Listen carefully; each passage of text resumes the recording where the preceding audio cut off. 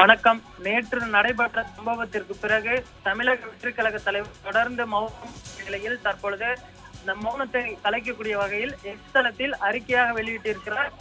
இன்னுமே கூட ஒரு வீடியோ இரங்கலாக வெளியிடப்படும் என எதிர்பார்க்கப்பட்ட நிலையில் தற்பொழுது அவர் ஒரு பதிவினைத்தான் மீண்டும் வெளியிட்டிருக்கிறார்.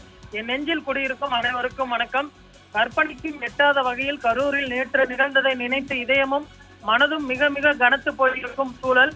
நம் உறவுகளை இழந்து தவிக்கும் பெருந்துயர் மிகு நம் மனநிலையில் என் மனம் படுகின்ற வேதனையை எப்படி சொல்வதென்று கண்களும் மனசும் கலங்கி தவிக்கின்றேன். நான் சந்தித்த உங்கள் எல்லோருடைய முகங்களும் என் மனதில் வந்து போகின்றன. பாசமும் நேசம் காட்டும் என் உறவுகளை நினைக்க நினைக்க அது என் இதயத்தை மேலும் மேலும் அதன் இடத்திலிருந்தே நடுத்துகிறது. என் சொந்தங்களை உறவுகளை தவிக்கும் உங்களுக்கு ஆழ்ந்த இரங்கலை தெரிவித்துக் கொள்கின்ற அதே வேளையில் பெரும் சோகத்தை உங்கள் மனதுக்கு நெருக்கமாக நின்று பகிர்ந்து கொள்கிறேன். நமக்கு ஈடு செய்யவே இயலாது. யார் ஆறுதல் சொன்னாலும் நம் உறவுகளின் இழப்பை தாங்கவே இயலாதுதான். இருந்தும் உங்கள் குடும்பத்தில் ஒருவனாக உறவினை இழந்து தவிக்கும் நம் சொந்தங்களின் குடும்பம் ஒவ்வொன்றுக்கும் தலா 20 லட்சம் ரூபாயும், காயமடைந்து சிகிச்சை பெற்று வருவோருக்கு தலா 2 லட்சம் ரூபாயும் அளிக்க எண்ணுவேன். இழப்பிற்கு முன்னால் இது ஒரு பெரும் தொகை என்றுதான். மீண்டும் இந்த நேரத்தில் என்னுடைய உறவுகளான உங்களுடைய மனப்பற்றி நிற்க வேண்டியது உங்கள் குடும்பத்தை சேர்ந்தவனாக என் கடமை. அதே போல காயமடைந்து சிகிச்சை பெற்று வரும் அனைத்து உறவுகளும் மிக விரைவில் குணமடைந்து வீடு திரும்ப இறைவனை பிரார்த்திக்கின்றேன். சிகிச்சையில் இருக்கும் நம் உறவுகள் அனைவருக்கும் அனைத்து உதவிகளையும் நம் தமிழக வெற்றிக் கழகம் உறுதியாக செய்யும் என்பதனை தெரிவித்துக் கொள்கிறேன். இறைவன் அருளால் அனைவரும் மீண்டு வர வேண்டும் என்றும் கூறி தற்பொழுது எக்ஸ் தளத்தில் தாவேகா தலைவருடைய அந்த பதிவானது தற்பொழுது வெளியிடப்பட்டிருக்கிறது. நேற்று சம்பவம் நடைபெற்றது மாலை 7 மணி அளவில் இந்த சம்பவம் நடைபெற்றது. அவசரமாக பலரும் மயக்கமுற்று தற்பொழுது கரூர் மருத்துவக் கல்லூரி மருத்துவமனையில் சிகிச்சை பெற்று வருகிறார்கள். அவர்களுடைய உறவினர்கள் இந்த மருத்துவமனை முழுவதும் குழுமி இருக்கிறார்கள். எங்கு பார்த்தாலும் மரண ஓலமாகத்தான் இருக்கிறது என்று சொல்ல வேண்டும். தொடர்ந்து ஆம்புலன்ஸ்கள் அவர்களுடைய பாடிகளை ஏற்றுக்கொண்டு சென்று கொண்டே இருக்கின்றன.